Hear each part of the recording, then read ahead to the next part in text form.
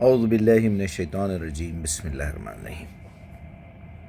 میرے ایک عزیز دوست نے ایک سوال کیا ہے کہ مجیب بھائی، صرف مسلمان ہی جنت میں جائیں گے یا عیسائی اور یہودی بھی جنت میں جائیں گے، یا پھر اور بھی دوسرے مذاہب ہیں، ادیان ہیں، ہندو ہیں، سکھ ہیں، بدھسٹ ہیں، کیا ان میں سے بھی کوئی جنت میں جائے گا؟ بڑا بہترین اور لاجیکل سوال ہے۔ یہ سوال کا ہر شخص میں سمجھتا ہوں مطمئن بخش جواب جانتا ہے اور یہ سمجھتا ہے کہ میں اور میرا فرقہ، میرا مذہب ہی جنت میں جائے گا۔ کچھ لوگ ایسے ہیں، بولتے ہیں بھائی ہم بھی تو جائیں، ہم تو جانا ہی جانا ہے، شاید دوسرا بھی چلا جائے۔ لیکن کیا خیال ہے کہ اگر ہم اس سوال کا جواب قرآن سے تلاش کریں، یا نبی صلی اللہ علیہ وسلم کی زندگی میں کبھی اس طرح کا کوئی سوال کیا جائے تو آپ نے اگر کوئی جواب دیا ہو تو وہ تلاش کرے، جسے ہم روایتیں کہتے ہیں، احادیث کہتے ہیں۔ پہلے تو میں جس طرح ہمیشہ میری تحقیق کا طریقہ رہا ہے، میں آپ کو لاجیکل بات پہلے بتا دوں گا، پھر ہماری لاجک قرآن سے ثابت ہوتی یا نہیں ہوتی یہ بھی دیکھ لیں گے۔ پھر جب لاجک اور قرآن سے بات ثابت ہو جائے تو باقی تو نہیں رہتا کہ پھر جا کے روایتوں میں ڈھونڈے، پھر بھی دیکھ لیں گے، کوئی مسئلہ نہیں، اور تصدیق ہو جائے گی۔ تو دیکھیے آپ، لاجیکل بات یہ ہے کہ اللہ تعالیٰ جو ہے اس کائنات کا خالق اور مالک ہے۔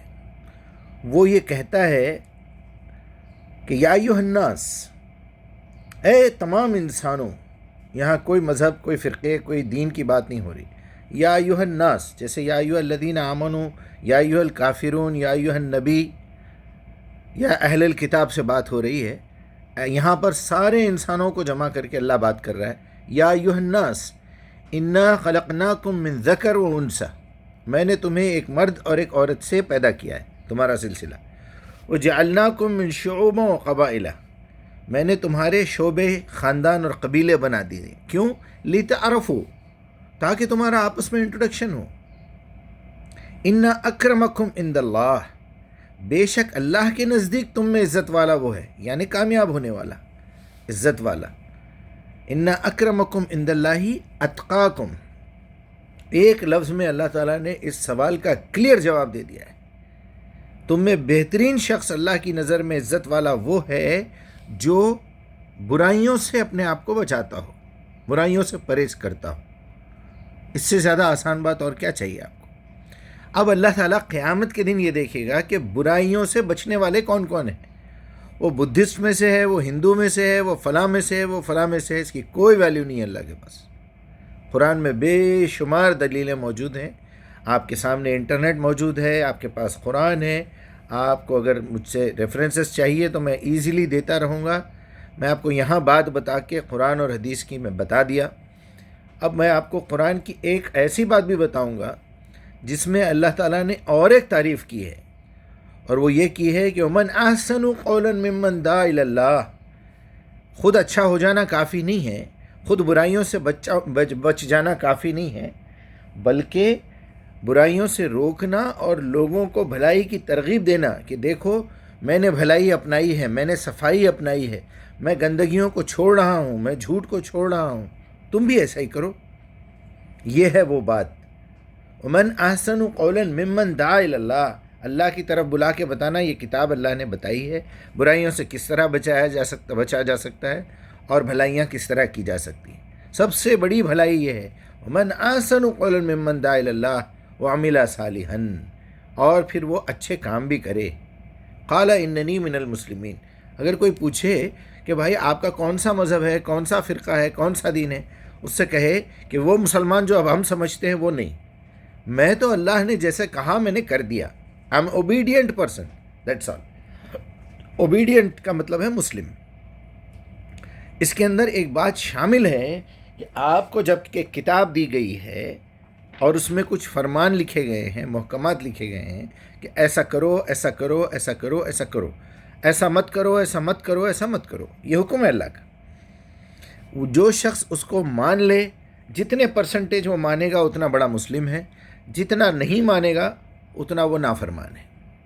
یہ بات سمجھ گئے آپ؟ اب اچھی طریقے سے سمجھ لیجئے، کسی کو کافر بولنا جس طرح حرام ہے، جس طرح منع کیا گیا ہے، کسی کو آپ مسلمان بھی نہیں بول سکتے، کسی کو آپ مومن بھی نہیں بول سکتے۔ کیا ضرورت ہے کسی کے بارے میں کچھ فتوے لگانے کی؟ کیا ضرورت ہے کسی کو کافر بولنے کی، کسی کو مسلمان سمجھنے کی؟ ہماری جو بہت بڑی غلطی ہم کر رہے ہیں وہ یہی ہے کہ ہم کسی کو مسلمان سمجھ کے بات کرتے ہیں، اندر سے وہ زیرو ہے، یا تو جاہل ہے، یا تو کافر ہے، یا تو منکر ہے قرآن کا، یا وہ اللہ کا منکر ہے، یا غافل ہے اللہ سے، آخرت کے دن سے۔ اب دیکھیے میں آپ کو جو بتانا چاہتا ہوں، انا اکرمکم عند اللہ اتقاکم، وہاں جب بندہ اپنی طرف سے اللہ سے پوچھتا ہے کہ اہدنا صراط المستقیم، سورہ فاتحہ میں، اے اللہ مجھے ہدایت والا، سیدھا، سچا اور استقامت والا راستہ دکھائیے تاکہ میں ڈائریکٹ جنت میں جا سکوں۔ تو جنت میں جانے کی شرائط اللہ تعالیٰ نے بتا دی ہے، الف لام میم، خبردار ہو جاؤ، ذالک الکتاب لا ریب فیہ، وہ کتاب ہے جس میں کوئی شک کی گنجائش نہیں، ھدی للمتقین، یا پھر تقویٰ آ گیا۔ دیکھیے آپ، ڈائریکشن میں اسی کو دوں گا جو برائیاں چھوڑنا چاہتا ہو، بھلائیاں اپنانا چاہتا ہو۔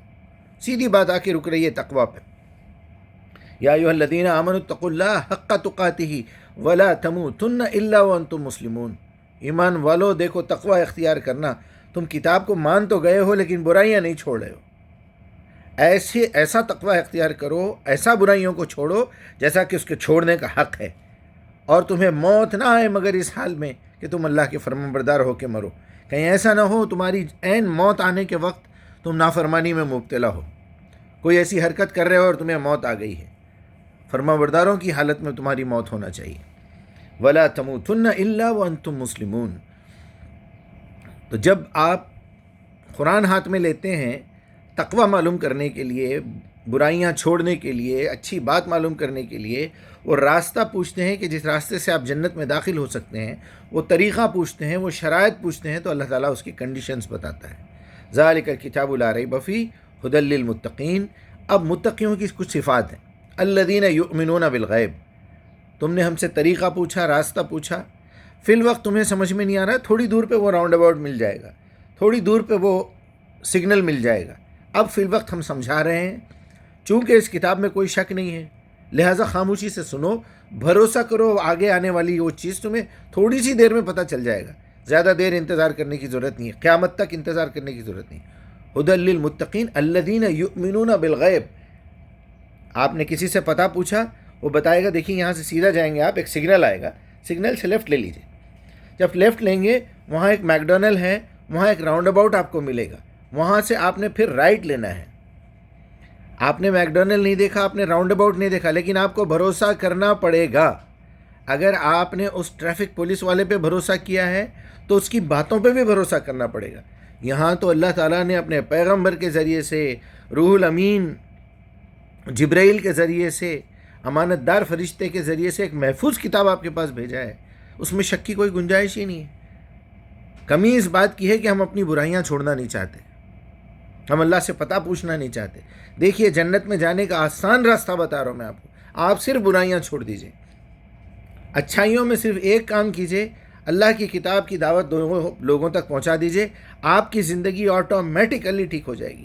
جب آپ لوگوں سے بولیں گے جھوٹ مت بولو، جھوٹ مت بولو، جھوٹ مت بولو، اگر آپ کے منہ سے جھوٹ نکلا تو وہی لوگ آپ کو پہلے پکڑ لیں گے، اس سے پہلے آپ کا ضمیر آپ کو گوارا ہونے نہیں دے گا، لعنت ملامت کرے گا کہ دنیا کے سامنے تو تم کہہ رہے ہو جھوٹ مت بولو، خود جھوٹ بولتے ہو، دنیا سے کہتے ہو غیبت مت کرو، تم خود غیبت کر رہے ہو، دنیا سے کہتے ہو کہ بے حیائی مت کرو، جتنی قرآن میں احکامات لکھے ہوئے ہیں، آپ جب لوگوں کو سمجھائیں گے آپ کا ہاتھ خود بخود دھلے گا، جب یہ صفائی کریں گے آپ کا ضمیر دھلے گا۔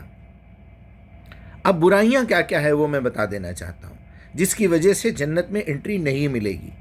جیسے ہمارے چپل کو، جوتے کو کوئی غلاظت لگ جائے تو ہم گھر میں جاتے ہوئے شرماتے ہیں یا کراہیت محسوس کرتے ہیں، جوتا ہاتھ میں لے لیتے ہیں، وہیں باہر ہی اس کو صاف کر کے گھر میں داخل ہوتے ہیں۔ بالکل اسی طرح آپ کی زندگی کے 3 حصے ہیں، ایک آپ کی باڈی ہے، باڈی کی طہارت ضروری، اسی لیے مرنے کے بعد حالانکہ وہ مٹی میں جا رہا ہے بندہ، پیٹ میں تو اس کی غلاظت ہوگی ہی ہوگی، پیٹ چیر کے تو غلاظت نہیں نکالی جا سکتی، لیکن ظاہری طور پہ اس کو غسل دے کے دفنایا جاتا ہے، حالانکہ وہ مر چکا ہے، اس کا اس کی روح کے ساتھ کوئی تعلق نہیں ہے. ایک آدمی بام بلاسٹ میں مرا ہے، ایک آدمی سمندر میں ڈوب کے مچھلیاں کھا گئی ہیں، ایک آدمی جل کے مرا ہے، ایک آدمی کے ٹکڑے ٹکڑے ہو گئے، اس کو تو غسل نہیں دیا جا سکتا. لیکن جب آدمی صحیح سلامت ہے، اس کو زمین کے سپرد کیا جا رہا ہے، تو ایٹ لیسٹ اس کے غسل دیا جاتا ہے. تو باڈی کی طہارت، باڈی کی پاکیزگی ایک سیکشن ہے جس میں اللہ تعالیٰ نے اپنے بے شمار آیات آپ کے سامنے بھیج دی ہیں.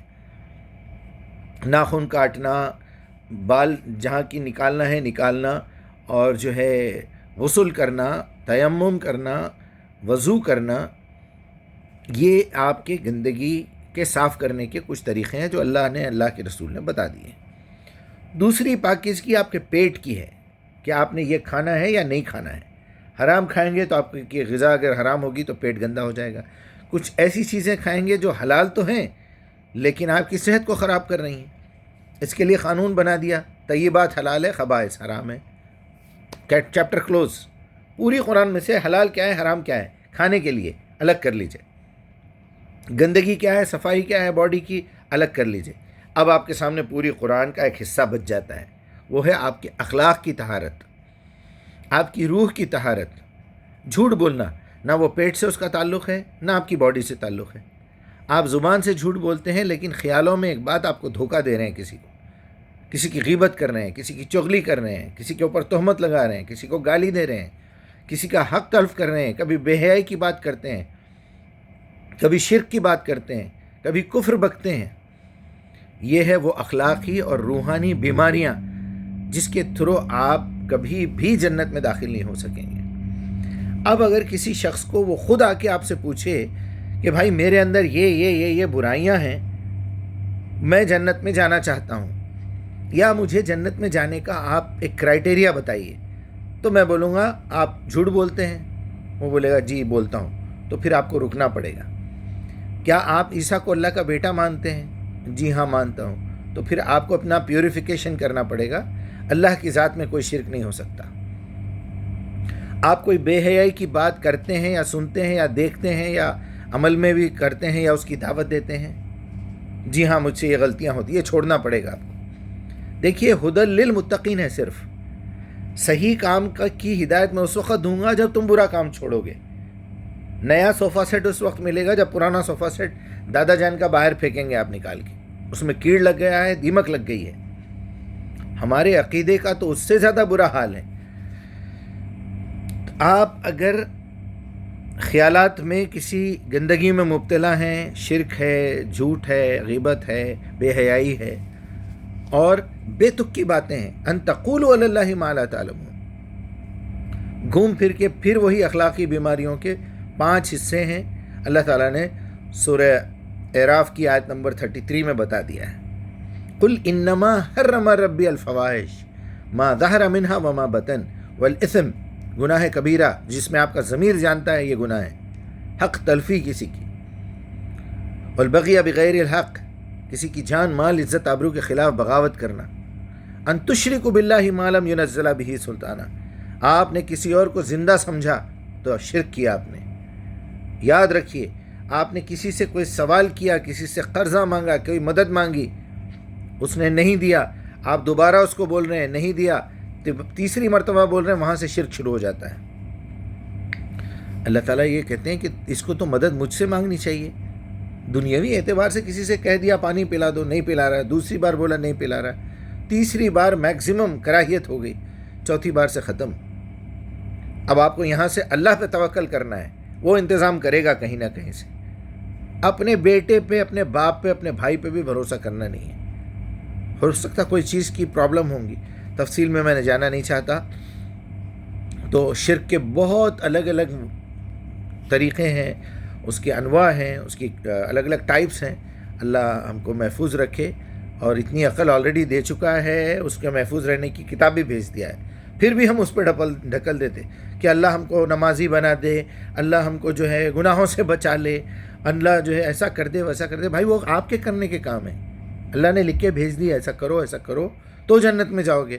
میں تمہارا پیپر آؤٹ کر دوں گا، میں تمہارے سوالات کے جوابات دے دوں گا، تو پھر قیامت کے دن انعام کس چیز کا دوں گا میں تمہیں؟